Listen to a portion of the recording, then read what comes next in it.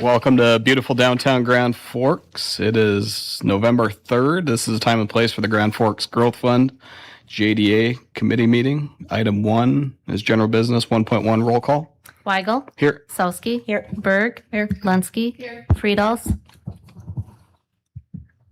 Veen. Here. President Sandy. Here. And Mayor Baczynski. Here. We have a quorum. Thank you, Maureen. Item 2 is action items. 2.1 is PACE loan request from Ideal Aerosmith. Mr. Conlon. Thank you, Chairman Weigel, members of the authority. Grand Forks based company here before you tonight with Ideal Aerosmith. I guess in summary, the company provides an array of industrial products and services to clients around the world. Companies experiencing some substantial growth over the past several years. And this project is really key to kind of their strategy to keep that momentum going. It's in addition to, you may recall back last year, the JDA approved a PACE loan and lot sale in the business park for a major expansion or a major new construction of a new manufacturing facility. This is in addition to that project to help them kind of capitalize on the growth they're experiencing now and get them through that sort of short-term growth constraints that they're experiencing. It's a $2.5 million project funded in part by a bank forward loan of $2 million, on which we're being asked to provide a $161,539 loan to leverage $300,000 from B&D to buy the interest rate down on that loan.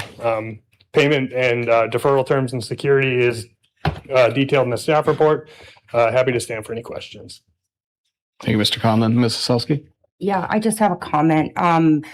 First off, I think that Ideal Aerospace is the perfect company that I enjoy giving loans to. One, they've paid back all of their previous loans. Number two, they are continuously hiring people from within our community and providing them jobs with livable wages.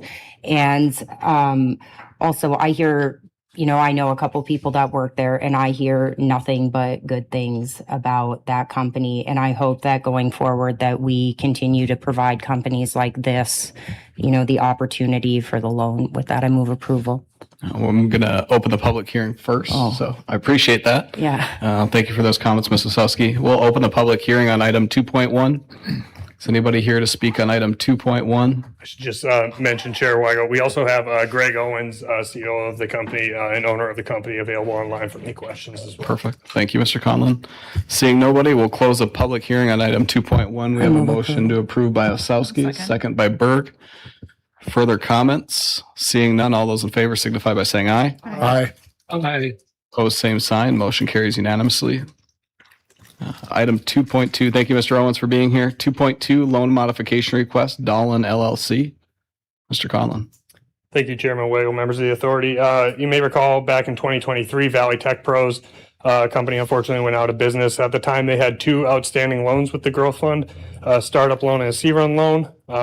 Rather than default on those loans, Lisa Johnson, an employee of the company and parent of the owner, had volunteered to repay those loans in full, which we want to give her, a real shout out for. She was not under any legal obligation to do so. This is doing this purely out of, integrity, and we really appreciate that. We also very much appreciate how diligent she's been over the past several years in making those monthly payments on the restructured loan. Where we're at today, and you'll note in the staff report, is that this is sort of another 2 years looking forward plan for how we want to service these loans. She's looking to increase her payment amount actually on the startup loan to fully retire that loan over the next 2 years. And then that will free up some money, we hope, in 2 years to help retire the C-Run loan thereafter. So again, just want to give kudos again to Ms. Johnson. We appreciate her working with us and happy to stand for any questions. Thank you, Mr. Conlon. We'll open the public hearing on item 2.2. Anybody here to speak on item 2.2? We'll close the public hearing. Comments from the committee? I move approval. Motion to approve by Osowski, second by Berg. Seeing no further comments, all those in favor signify by saying aye. Aye. Aye. Opposed, same sign. Motion carries unanimously. Thank you, Mr. Conlon. Item 2.3, Children's Museum ground lease agreement with attachments A, B, I, C, and D. Mr. Gosta. Yeah, Sorry, I lost you over there. no problem. Tonight, what's before you is primarily the ground lease, but you also have to approve the development agreement too, because you're a party to it. I've gone through the development agreement a couple of times already. I'll focus my attention on the ground lease because it's something that has new. First, it's the parcel to be leased is the parcel that's located at 1660 South 42nd Street. It's about 130,000 square feet in total, somewhere give or take. There will be, up to this point, the city has owned the property. It was acquired as part of the all through a sports complex development.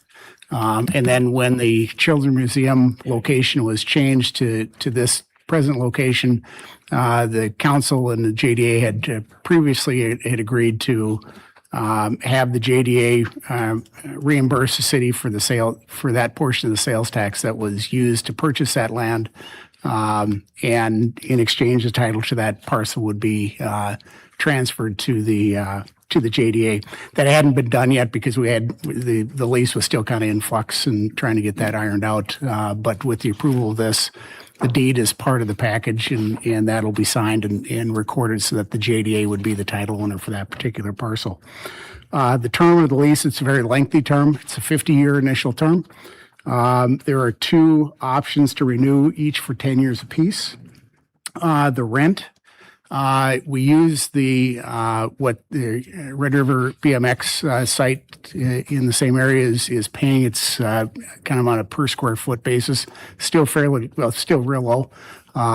It is starting at $4,000 per year, and then every 5-year increment it increases by 5%. The two option periods stay at the. There is no adjustment during those option periods, those 10-year option periods.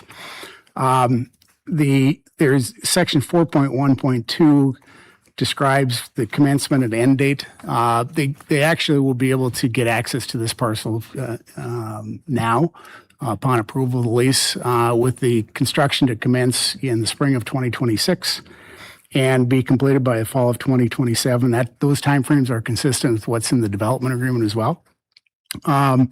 You'll notice in that particular section, it also talks about it that if it's not finally completed or there's not a certificate of occupancy issued by December of 2027, it could be an event of default that could be declared. At the request of the museum, which makes some sense, we've softened that a little bit. I think that's been posted. There's a modification, which I would recommend that the council adopt. First is that the final completion date and the certificate of occupancy can be extended by approval of the JDA in the city. I'd also include language that if there is a force majeure event, act of God, those type of things, that would delay it, that could be extended as well, to add that language to section 4.1.2. The authorized uses for the property are to construct and operate the Children's Museum. There are other provisions as far as alterations are concerned that would require approval of the JDA. If they seek mortgages or security interests or loans for the museum, which we're anticipating, those would be subject to the JDA's interest in the property. And if there's any subordination that would be required, it would be by separate agreement between the bank and the JDA when it would be presented. There are a number of obligations with respect to the Children's Museum and leasing the property. One you'll notice is in section 7.4, they pay the taxes on the property. The assessing department is now reviewing whether the building would be subject to exemption, and I think there's some information that needs to be, additional information that might need to be shared from the Children's Museum for the city to review that in a little bit more detail, but that's being reviewed. The Children's Museum has the maintenance and repair obligations, which includes snow removal and lawn care. The lease is not assignable without the approval of the JDA. Also, there's a provision in here, it's section 7.11, which is consistent with the development agreement that they have sufficient funds to be able to complete the project. There are provisions also with respect to damage to the property. If there is damage and if it's 80% or more of the fair market value, then the Children's Museum can elect to either terminate the lease or pursue the repair. But we've also got provisions in there with respect to damage insurance that needs to be maintained on the property. And so if there is damage and there isn't a repair, then those insurance proceeds would then be used to bring the property back to its original condition, or be used to repair it, one way or the other. Again, there is insurance provisions in section 14, one of which is builder's risk insurance. There's liability insurance requirements and umbrella policies. The city and the JDA are named as additional insured, or need to be named as additional insureds. And then there's default and remedy provisions. Hopefully, we'll never have to discuss those. However, as I mentioned last week, there are cross-default provisions. So if it's a default under the development agreement, it would also be a default under the lease agreement as well. I think that covers it. It pretty standard type of ground lease that I drafted before. So if I certainly can answer any questions you may have. Thank you, Mr. Gosted. We'll open the public hearing on item 2.3. Anybody like to speak on item 2.3? You can come forward. Anybody here to speak on 2.3? Seeing nobody, we'll close the public hearing. President Sandy, we have a motion to approve, second by Just a Bochensky. quick comment. Just is Mr. Goss, you're going to give legal advice on contracts at this Children's Museum to help the kids out? Is that going to be part of your plan to keep it Well, going? it is an educational thing. I don't know if I could educate them on contract preparation, but maybe. All right. No, I just wanted to say I think it's pretty phenomenal to see this moving forward. I know the group's here tonight. They've worked so hard. I mean, the amount of work that's been done the last not just few years, probably 5 or 6 years going back is pretty remarkable to be at where we're at today. So just wanted to thank them. I know we got some members here, but Katie, Alex, I don't know who else is back there with you. Great job and keep it going. All right, thank you for the comments, Mayor. We have a motion and a second on the floor. Seeing no further comments, all those in favor signify by saying aye. Aye. Aye. Opposed, same sign. Aye. Motion carries with Osowski dissenting. I move adjournment. We have a motion to adjourn by Osowski, second by Berg. All those in favor signify by saying aye. Aye. Opposed, same sign. We are adjourned.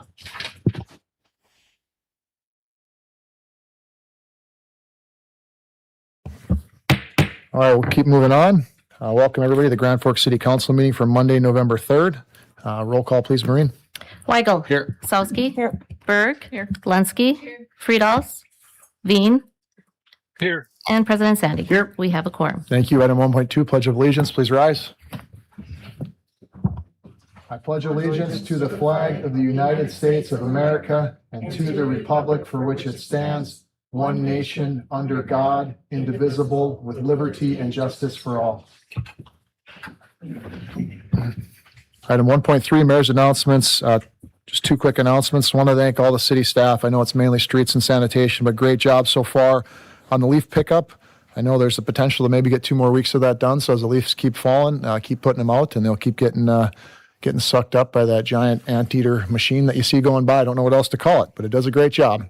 Keep your kids and your toys, all that away from it, and it's much easier for it to get its job done. So thank you for that. And then just wanted to mention, in recognition of Veterans Day, city offices will be closed on Tuesday, November 11th. And just wanted to give a thank you to all our veterans and those currently serving.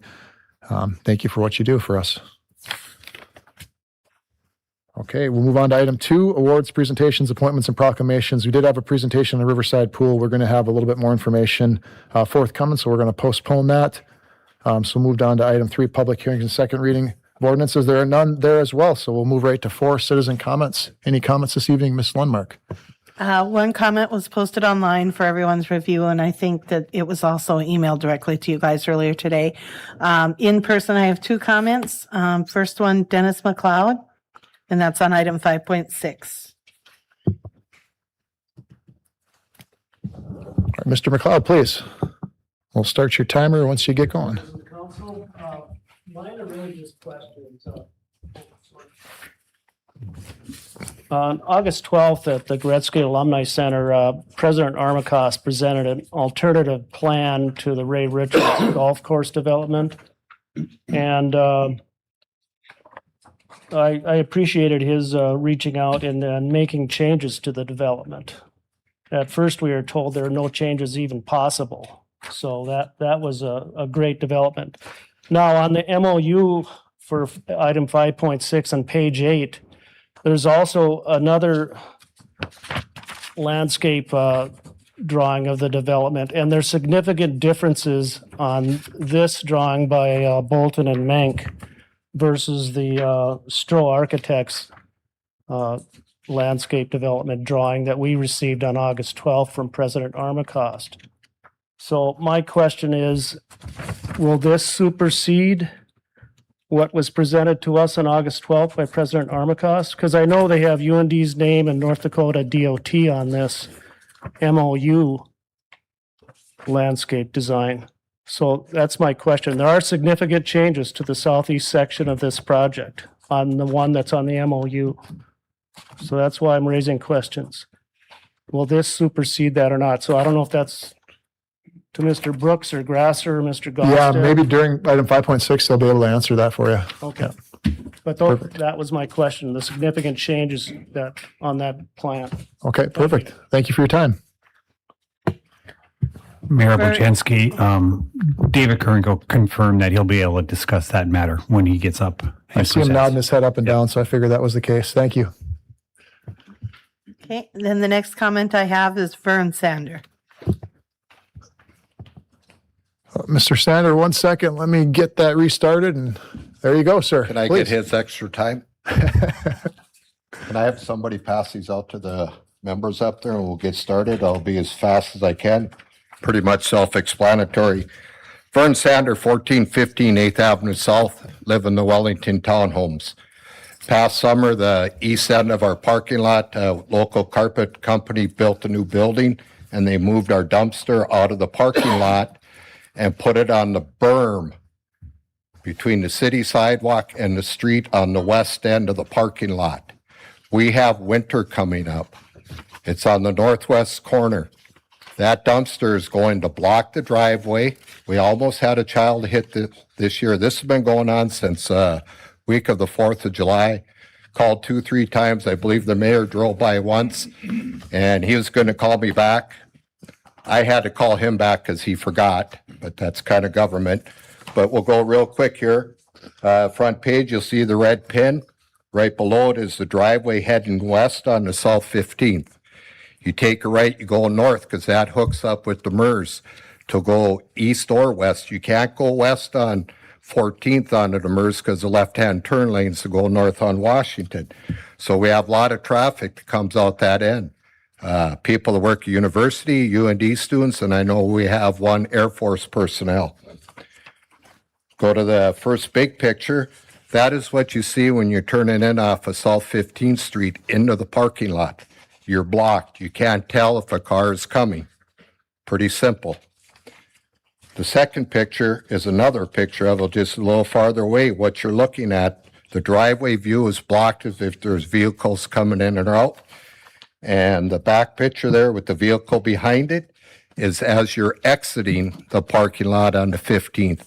That's where a kid just about got hit on a bike. This is located half a block from Wilmer Park. We have a park in the neighborhood. We got kids on bicycles. So that is what we see when we pull out. You look left, it's clear. You look right, you can't see nothing. You got to proceed with caution. And right when you onto the street there, you're looking north. We're going to have snowbanks. The city's not going to be able to open the driveway. We're going to have one heck of a mess. Been there about 3 years. This just started the new construction. I've talked to my neighbors. I'm going to use Todd's terms.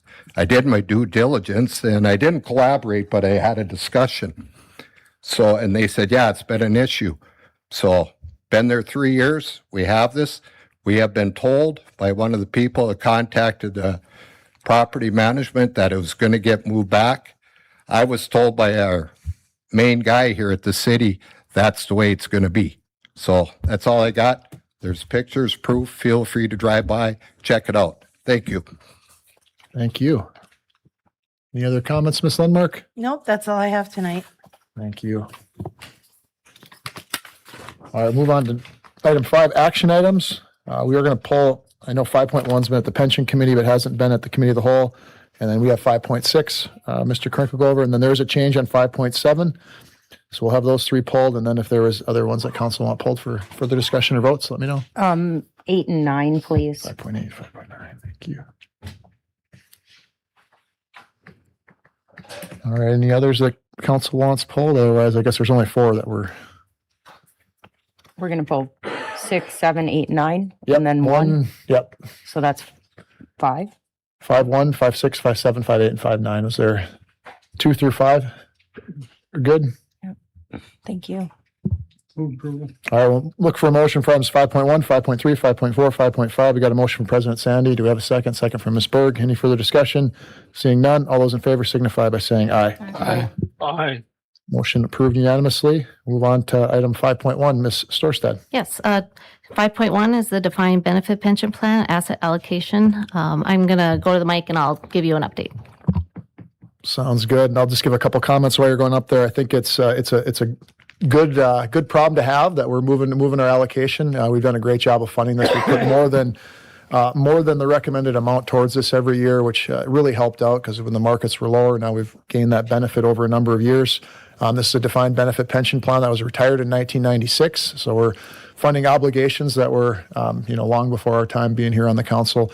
It is about a $3.2 million budget hit. To about 2.4 of that is on the general fund. So the sooner we can get this paid off, not only will it be fully funded for our employees to know that that they can count on that as part of their retirement, but we'll have a large chunk that will come off of our general fund that's paid for by property taxes. So really want to thank the committee over the years. I know Danny Weigel's been serving on there for a long time.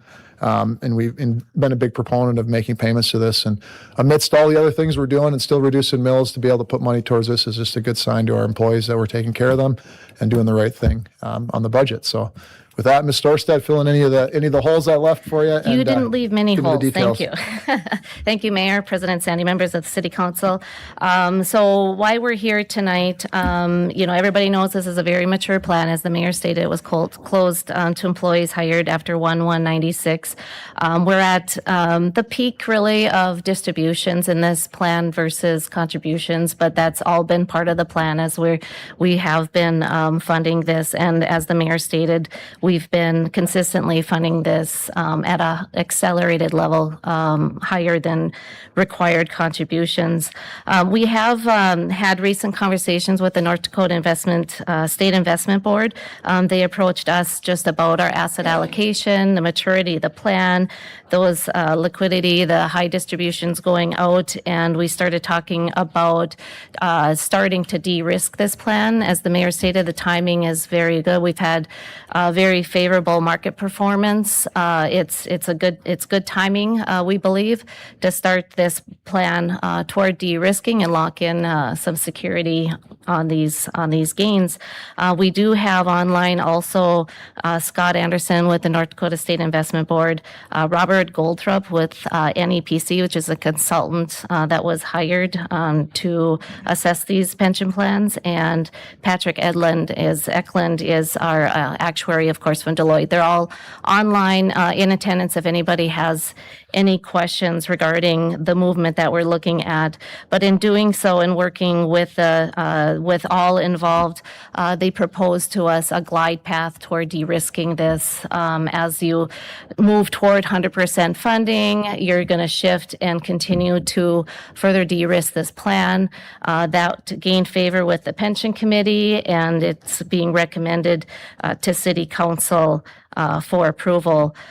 If this gets approval tonight, Scott will take this back to his board for the change and then begin working on investment policy statement that would come back again to pension committee and to this body for ultimate approval. We look by the end of the year. But maybe just to sum up, this plan was closed 1/1/96. There's currently now, as of the report, was 22 active. Now there's currently 18 active employees in this plan. We do, as long as City Council stays on the path to continue the funding at that level, higher funding, 3.2 million.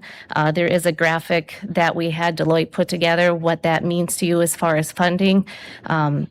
The projected required payments based on this de-risking glide path plan are lower than the 3.2 million. So no funding concerns there. With that, I do have, as I stated, those three gentlemen online if you should have any questions. Thank you. I think the only thing I just wanted to add is just kind of for everybody's edification, we're going from a plan that had a lot more in equity. So obviously you have in the long run more risk, but that brought more returns. We're going to be shifting to more fixed income bond related, more things that have a fixed price that are going to be returning fixed income, which in the long run is proven to be safer. And in a plan like this, it's going to set us up really well because we can lock in those gains that we've gotten in recent times and help us in the short term. But in the long run, it'll be a much safer plan for our pensioners. Mayor, I'll move approval. Got a motion from Vice Second. President Weigel, second from Ms. Osowski. Any further discussion? Seeing none, thank you, Mr. Eklund and Mr. Anderson for being here tonight. But all those in favor signify by saying aye. Hi. Aye. Opposed, same sign. Motion carries unanimously. Thank you. And then 5.6 is the memorandum of understanding on project update for project 8823, which is the reconstruction of the intersection at Demers Avenue and 42nd Street. Yeah, Mr. Krinko, I know you're going to do it in your update probably. Why don't you just off the top, if you could hit on the question that was posed earlier and then get to the meat of your presentation. Certainly, Mayor. The exhibit that was included in the document itself, it's kind of a collaboration between Bolton and Mankar, the DOT's consultant on the 42nd Street underpass, as well as trying to take in some of those, the latest conceptual layouts that the golf course redevelopment project is working on as well. So it's still a work in progress. Things are still changing. They're still working on things. That is something that'll probably be coming through planning and zoning and at a future meeting. So we should view that as more illustrative at this point, not the final plan. Okay. Correct. Thank you. President Sandy's got a quick question. Yeah, no, just a further comment to that. Nothing is put in stone until it gets to planning and zoning. So the whatever UND wants to propose between now and then, they could change it 45 times. Whatever is brought to planning and zoning is the plan they're bringing forward. That is correct. Thank you. Continue. All right.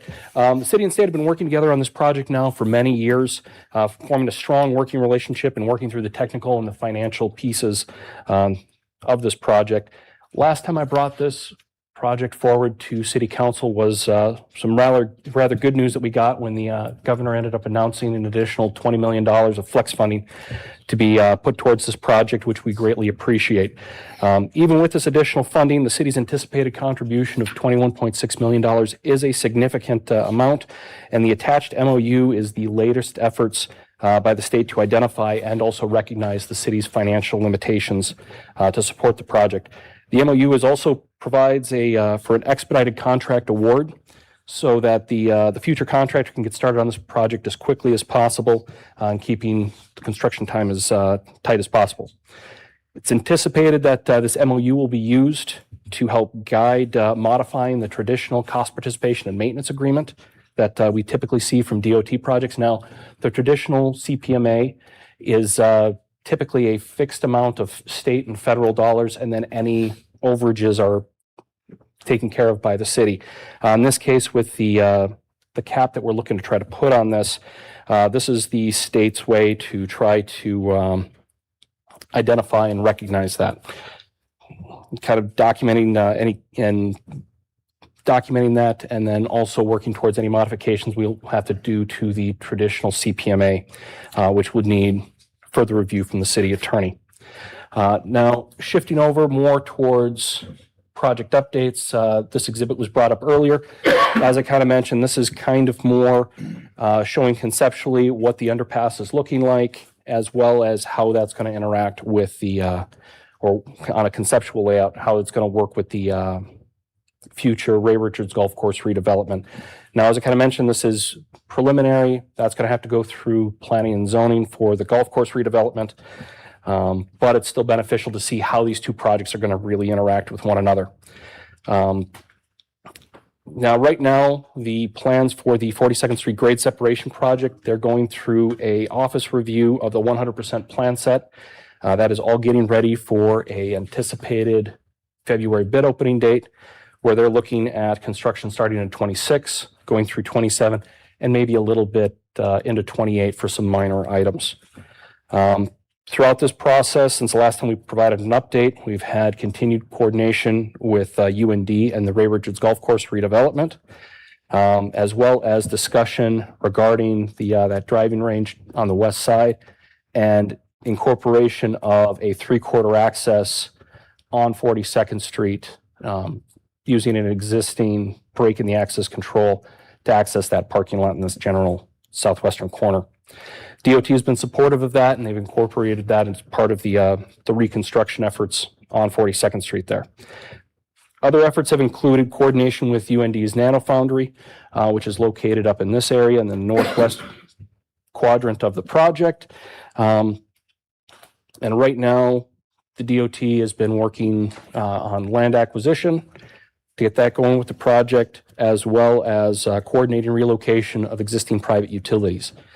With that, staff is recommending approval of the MOU, contingent upon city attorney review. I can stand for any questions you may have. All right. Any questions from Mr. Krinko? Ms. Wasowski, I have please. some questions. You touched a little bit on like the gathering the property. Who buys that gas station? Do we have to buy out that gas station? I saw that kind of on the list. So I'm kind of wondering about that. We do not need to buy out the gas station. That Okay. was more of a note that the gas station has changed hands Okay. from Dusterhoff to Circle K. Okay. And that, I believe, happened last week. And then, do we have to pay for any of UND's land for cutting into their golf course, or how does that work?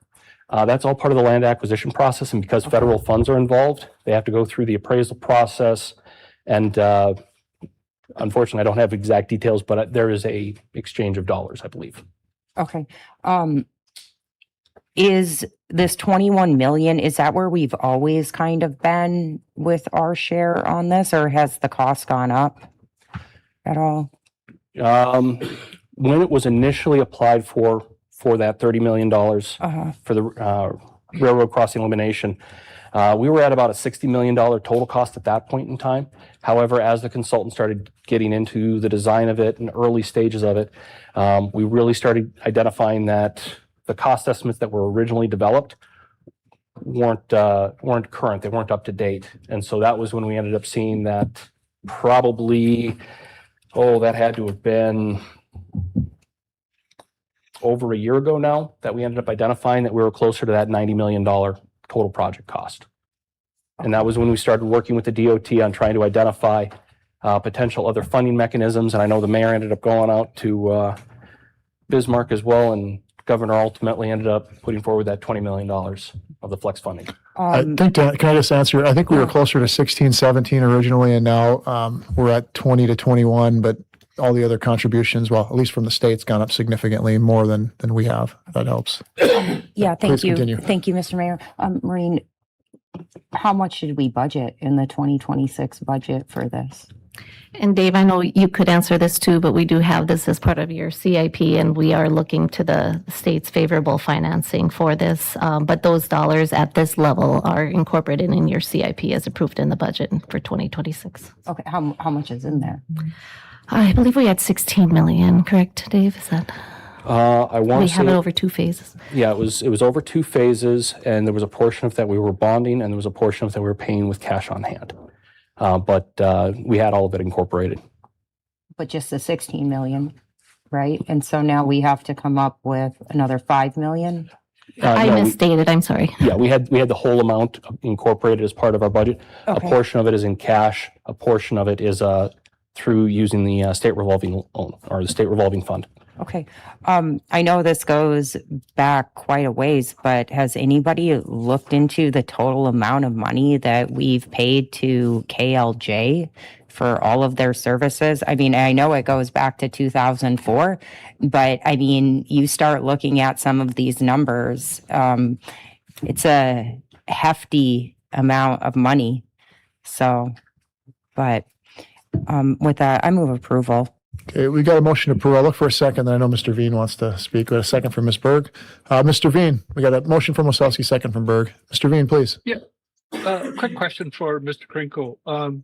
You mentioned the Ray Richards golf course layout has to first go to planning and zoning. It also then would come back to city council for final approval too?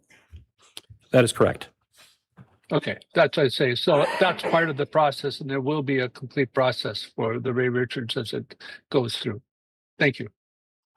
All right, any further discussions on item 5.6? All right, seeing none, all those in favor signify by saying aye. Aye. Aye. Opposed, same sign. Motion carries unanimously. Thank you. 5.7, vehicle and equipment funding for police department and a Thank budget you. amendment. And I know there was a change on this one, so I just, again, wanted to make a few brief comments. It's been a goal of mine over the last few years to have more police presence in the community. So one thing that we've talked about both with Chief Friedman and his predecessor and Chief Nelson, geez, can't believe I forgot his name for a second there, is how do we get to a point budgetarily where we could maybe have take-home cars? There's more presence in the community. The vehicles have been shown to be much better taken care of when it's an individual vehicle with one person. We've seen that at the sheriff's department. We've seen that with our own canine vehicles. Even though we got big, mean dogs in there, they still last a lot longer because it's just one person that has that vehicle. So the change from last week is we did find out that Chief Marcotte had went out and got us that grant on the breathing apparatuses. So we had a little budgetary room, and it made sense to hold on a few of the vehicles. In the long run, this will be something that we look at in the future, but this is a way to not only help with some of the vehicle needs now, but to maybe set us up in the future to be able to offer take-home vehicles and have more of that presence in the community. So that's kind of the genesis of that, and that's what you're going to see the change. Chief, again, fill any of the gaps that I've left there and take it away. Will do. Thank you, Mayor Bachensky and President Sandy, Vice President Weigel, members of council. So as the mayor said, there's a unique opportunity right now, given the relative lack of mileage on several of our fleet vehicles. We typically turn over vehicles 3 years, and they often have approaching 100,000 miles on them. We have several vehicles that have substantially less in the 50 to 60,000 mile range. And so our request is to be able to keep those 3 vehicles, incorporate them into our fleet.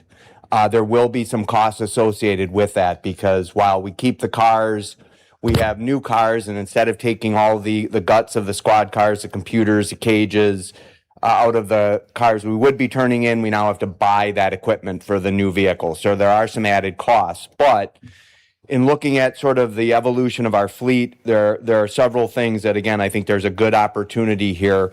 Certainly one is what the mayor mentioned, that if we are going to move towards a take-home vehicle implementation, that this gives us a jump start with that. That does provide greater presence in the community. There are officers who will see that as a recruitment or retention component.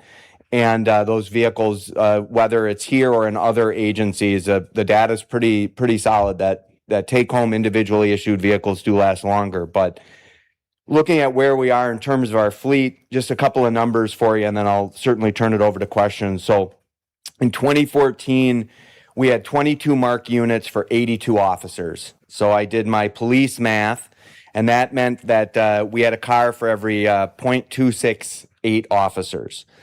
Right now, as we move to 101 sworn, thanks to the council's support of the COPS grant, if we stay at our current fleet, which is 25, we'd actually be down to 0.248. So over the last 10 years, our authorized strength has increased, but our fleet has not kept up with that. And so we have fewer cars per officer or more officers per car right now than we have in any time in the last 10 years. And so what that means is that when we have the inevitable fleet issues, we have a wreck or a vehicle that needs a long-term repair, we can go short. It means that when we staff special events, whether it's a football game at Alaris or a parade, we sometimes don't have enough marked cars, and then we have to use unmarked cars, which aren't as visible. They're not as safe for the officers or the community. And so we think there's an opportunity here. It does come with some extra costs, but in the long term, we think it'll meet our immediate needs better, as well as set us up for future success in a potential take-home program. So, thank you. Any questions for Chief? And then Ms. Storstedt has the financial Yeah, I have implications. Please. One question before he goes. Will the cars just be marked vehicles that will Yes. be taken home? Yeah, so 3 of the vehicles are going to be fully marked patrol cars. Okay. There is an additional 4th vehicle that is a pickup truck, and we are going to convert that into a new CSO vehicle. Okay. That the current CSO vehicle is something on the order of 10 years old. It's a money pit. And again, we have a good opportunity to get a vehicle that will cost a lot less than a new CSO vehicle and serve our needs into the future. So, but 3 out of the 4 will be squad cars. Okay, thank you. I'll let Maureen talk and then I'll make comments. Thank you. Thank you. I'm just gonna pull up what was attached to your agenda here real quick. Okay. So the mayor touched on this, but we had approved as part of the 24 and 25 budget, we had targeted certain capital expenditures from general fund cash that had very good performance over a few years here with state aid sales tax. So we had earmarked certain purchases. As the mayor stated, one of those earmarks, we were able to get a grant for the fire breathing apparatus that freed up money that had otherwise had been set aside. We've had requests since then, both from streets and with this coming from police department. So based on that and this request of that Chief Friedman went through with you, would involve a budget amendment of roughly $176,000. So when you take that into consideration, and there will be a future request coming in time from the street department with what that request is. But in figuring that, if that were all approved, you can follow along here how the fire grant freed up $954,000. The police would use $176,000. Streets, if that were to be approved, would use $340,000, leaving that $437,000 roughly balance that had been previously set aside allocated cash. With that, that would return back to your general fund cash balance and help in our continued projection of keeping at that 25% unassigned fund balance. So I'm here if you have any questions on that. Thank you. Ms. Wasowski, please. Yeah, I just have comments.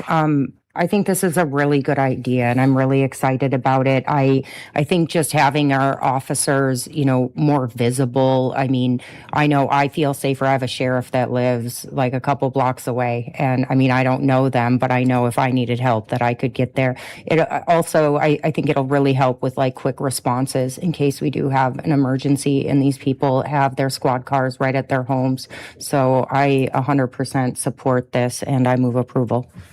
Thank you. We got a motion to approve from Ms. Wasowski, second for Ms. Lunsky. Or did you have a comment or is it a second? Okay, please, Ms. Lunsky. Can you explain the math a little bit more? So right now, 4 officers share a car. I'm sorry. That's like broadly speaking for the department. We typically have officers assigned to vehicles, 2 permanently, but we also have pool cars. We have the K9 cars. So, but if we look at the total authorized strength and the number of cars, that's just kind of how I did my math to show that our vehicle fleet as a percentage or as a resource hasn't kept up with our personnel. And that just has some downstream effects. I'm just curious though, if you have 100 officers and 3 of them get to have take-home cars, that still kind of puts us behind what we've been for the last 10 years, correct? Yeah, so I think we would have to look at when we would start to implement the take-home program. Initially, this holding on to these vehicles instead of turning them in would give us some immediate flexibility and more ability to just make sure we have enough cars in the field. But as we're able to add additional vehicles, then we would have enough. Instead of having to come up with 7 or 8, maybe in a few years, we only have to come up with 3 or 4. And then we would be able to do a partial take-home implementation. But yes, we would have to look at that and see, is this enough for us to do that? We probably want to wait until we have a few more vehicles in the bank. Thank you. All right, any further comments? I'll just be Vice quick, President Mayor. Weigel, please. I think this is a great program. I think I read a study that 95% of sheriff's offices throughout the country have a take-home vehicle program. If anybody's interested, there's a lot of studies that lay out, and I'm just going to read from one. This is the Pima County Sheriff's Office in Arizona, and it said increased vehicle longevity. The most striking result of the assigned vehicle program has been assigned vehicle longevity. The average life expectancy of an assigned vehicle is approximately 7 years under the program. Under the pool system, which is currently what Chief Friedman has right now, the average life expectancy was about 1.7 years. And so we could see that there's a ton of benefit. And they go on to say there was a 312% increase in the useful life of a vehicle. Wow. And so I think it's a no-brainer. I think it's great for our neighborhoods. It's a recruitment tool for our officers in our city. And so glad to see that this is coming forward. All right, thank you. Any further comments on item 5.7? Seeing none, all those in favor signify by saying aye. Aye. Aye. Opposed, same sign. Motion carries unanimously. 5.8, Brookstone Apartments LLC tax incentive application and to set the public hearing date. All right, Ready to thank you. vote? All right, do we have a motion or do you want the other? Got a motion approved from Sandy. Do we have a second? Second from Ms. Lunsky. Any further discussion? Ms. Berg, the other Tricia. Any further discussion, item 5.8? Seeing none, all those in favor signify by saying aye. Aye. Aye. Opposed, same sign. Aye. Motion carries 6-1 with Osowski dissenting. And 5.9, Children's Museum Development Agreement. I'm ready to vote. All right, we got a motion approved from Ms. Second. Berg, second from Vice President Weigel. Any further discussion on item 5.9? We could have Mr. Gostek go through the lease again if anybody wants that. No, thank you, Mr. Mayor. All right, seeing none, all those in favor signify by saying aye. Aye. Aye. Opposed, same sign. Aye. Motion carries 6-1 with Osowski dissenting.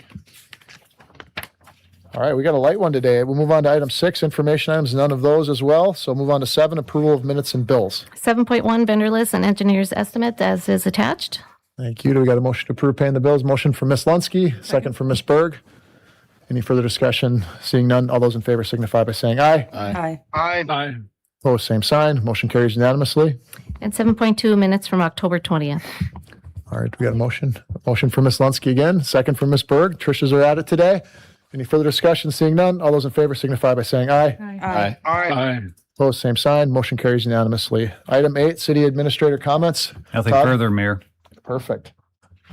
With that, we'll go to item 9, mayor and council member comments. Ms. Osowski, any comments this evening? Yeah, I have a comment. This morning, it might be a little early, but this morning I was driving around and it was dark outside. And I have to say that the Altru campus looked amazing with their Christmas lights. And I think they outdid themselves this year with lighting up their trees. So thank you. That's a big, we're going to have our Christmas tree up pretty soon, so we're going to have some competition. Are we going to add some? I thought we could add rings. Maybe not this year, maybe some year. One year we will. Maybe we'll put it in the budget for next. Yep, we'll work on that. All right, thank you, Ms. Osowski. Ms. Berg, any comments? No, thank you. All right, Ms. Lunsky, any comments? Mr. Veen, any comments No, this thank evening? All right, Vice President Weigel, No, thanks. President Sandy. Thank you, Mayor. No. All right, I don't have any. Just want to thank everyone for being here tonight. Appreciate the comments. Approval. I move adjournment.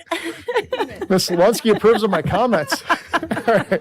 Item 10, adjournment. Do we have a I motion? move adjournment. Okay, we got a motion from Rebecca Lunsky. I don't know. And one of them that you figured out, Ms. Lundmark. They And the both other one moved. can second. Yes, all right. And the other one can second. All right, all those in favor signify by saying aye. Aye. Aye. Opposed, same sign. We are adjourned.